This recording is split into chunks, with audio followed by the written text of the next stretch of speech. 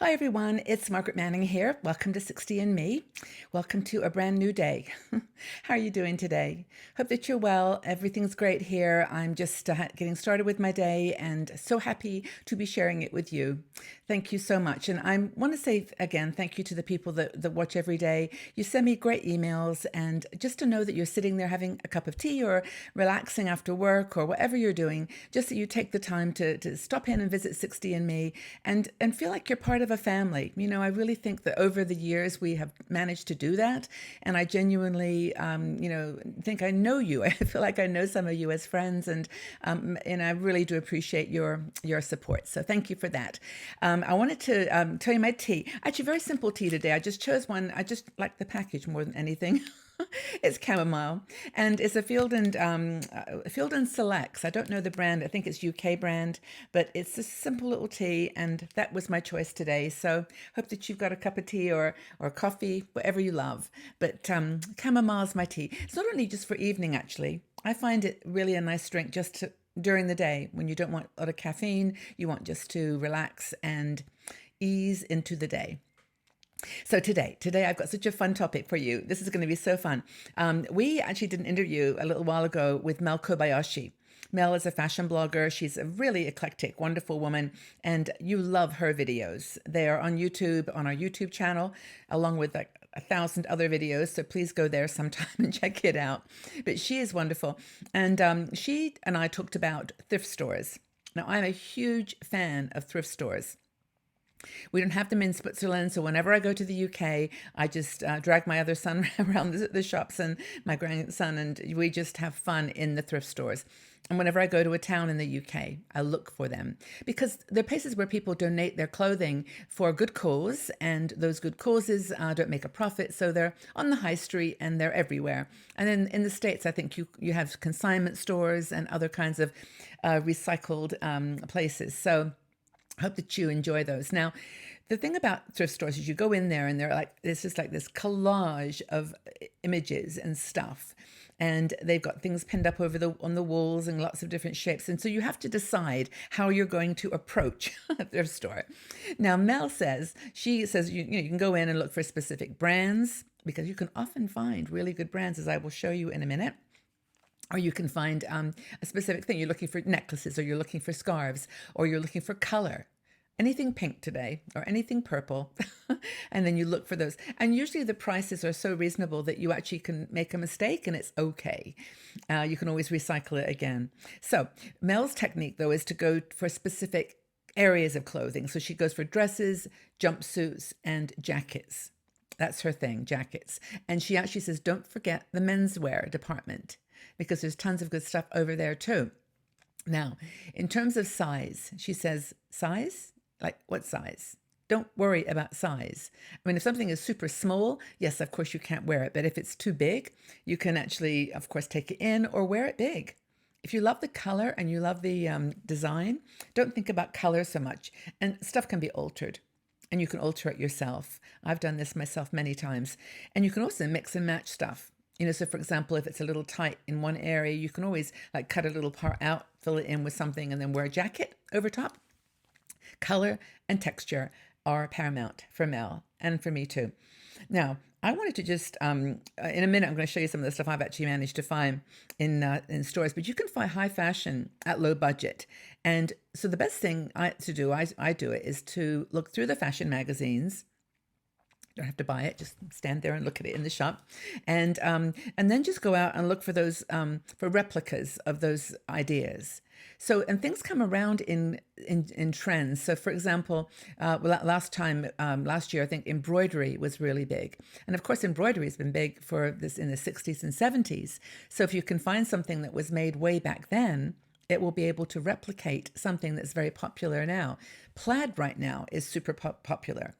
I don't particularly like plaid myself. I'm more of a florally person, but if you like plaid, you can go into thrift stores and probably find old clothing in plaid. And last year with the floral stuff, it was that kind of vintage floral, which I'm going to show you in a sec. But anyway, it's all good to look at things high and think high fashion, but low budget. She said she found a Gucci outfit once, with Gucci designer, of course, that she got it for 30 or something similar to it. She put together an outfit similar to it for $30. And that's the beauty of it. Now, Mel is a big one for encouraging people to go outside their comfort zone and just go for it. And when I went into thrift stores in the UK, I chose things often that I wouldn't normally buy in the shop because, well, either I wouldn't find them or I just thought they were different. So, for example, this top. Can you see this top? I bought this top at a I think it cost me $1. It was so inexpensive, and it's a really nice material. I don't know which line it is because sometimes the labels are cut out, but it's just really pretty and I wear it all the time. Another one that I bought was this blue grayish one, which I love, and I can just find the top of it. I can show you. I found this one in Berwick-upon-Tweed, which was a little town just south of Edinburgh.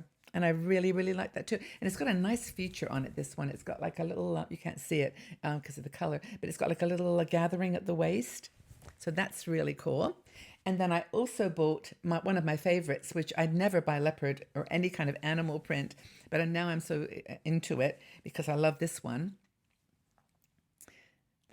I bought that, and I wear this on videos. I've worn it a couple of times, and people have said they love it, but I do too. And it's got little sleeves, but it's really, really sweet. And that was, again, a charity shop special. Another one, scarves. You can buy tons of scarves. I love this one. I just purchased this one again in my animal print mode. But it's so big this year. It's huge. If you go to the shops, everywhere you go, especially leopard. But you can get some beautiful leopard skin stuff because it's been in fashion for so long that if you go to a charity shop, you are bound to find leopard or animal print. And I was talking about high fashion or high design on a budget.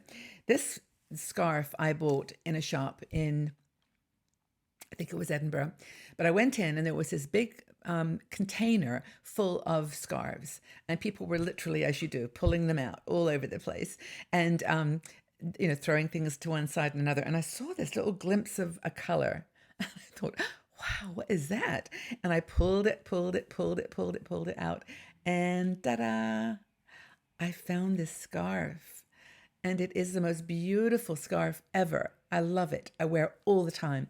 And I thought, there's something about this scarf. This is just not a normal scarf. But I paid, I think it was £2 or £3 for it. And then I got it home, and I thought, I'm going to look at this again. So I looked at it really, really closely. And on the bottom of the scarf, on a corner that I can't find right now, if I can just go the other end. It's a long scarf. It's really long. I found the words somewhere in the last one, of course.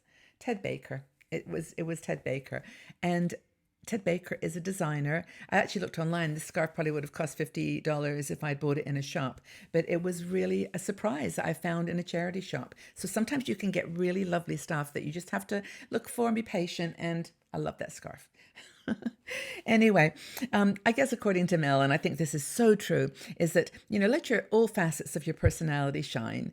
A thrift store gives you that opportunity because it's inexpensive and you can just wear sparkles, wear diamante, whatever it's called, just anything that you wouldn't normally buy because it wasn't quite you, but there's a part of you that likes to sparkle. Trust me, it's most of you, not everybody. But anyway, allow different aspects of your personality to be expressed in the clothes that you wear. And thrift stores are great. This is a positive attitude on your other people and on you. And as I've said many, many times before, when you get to be 60, no one's really paying too much attention to how you put stuff together. You can just have fun with clothing, and don't worry, Mel says, be happy. Wear what makes you happy. And I think that's the secret, simple rule, I think, of the essence of fashion after 50. And it's just not worry about what anybody says that's acceptable, in quotes. Go to what you're drawn to. Let yourself be pulled into the colors and the textures and the designs that you love. Just enjoy it. Just enjoy this life. So try something that you wouldn't normally wear and use a thrift store as a kind of a testing ground. Do you like thrift stores, consignment stores, those kinds of places, vintage stores? Have you ever found a real treasure there? Leave your comments in the section below. I'd really like to know how you've made fashion fun in a thrift store. Have you ever tried thrift store shopping? Leave your comments in the section below, and we'll have a little chat here about things that we found that we loved, and just enjoy the experience of talking about fashion in our 50s and 60s.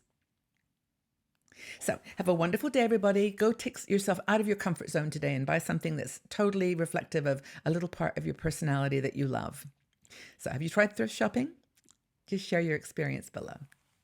Thanks again, everybody, for being here and for being on this trip with me. I really do appreciate your presence and your support, and have a wonderful day. Take very good care. Bye-bye.